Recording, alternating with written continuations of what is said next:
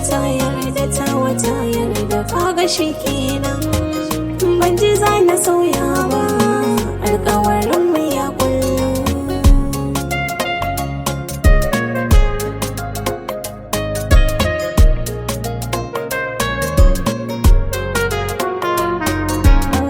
Yau zan ban kaɗa muku sirrina wanda ne ɓoyewa kalar namijin da na san mu kasance gashi ne nunawa damuwarsa kullum makaina ne baya nuna gazawa. Allah wuce kami na burina addu'ar da na yawa sai dai mutuwa ta raba ni da shi kar na koma baya.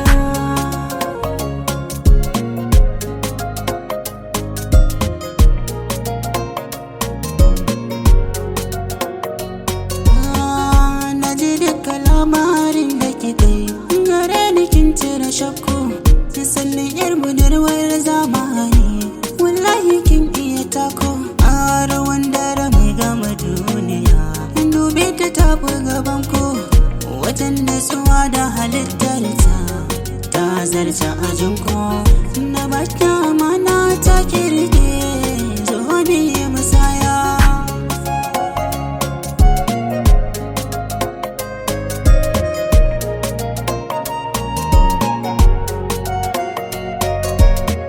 Ashe so yana sa an yi ɗawainiya wadda babu irinta. In sunan ka so ni ya gauna ce rayuwa ne gina ta. Zaman gida da kai haka ne shirya domin tukun yin bauta. Wanda na so ashe shi na samu dole zan alkinta. Komai in ka so haka zan yi maka ba nisa ka ji kunya.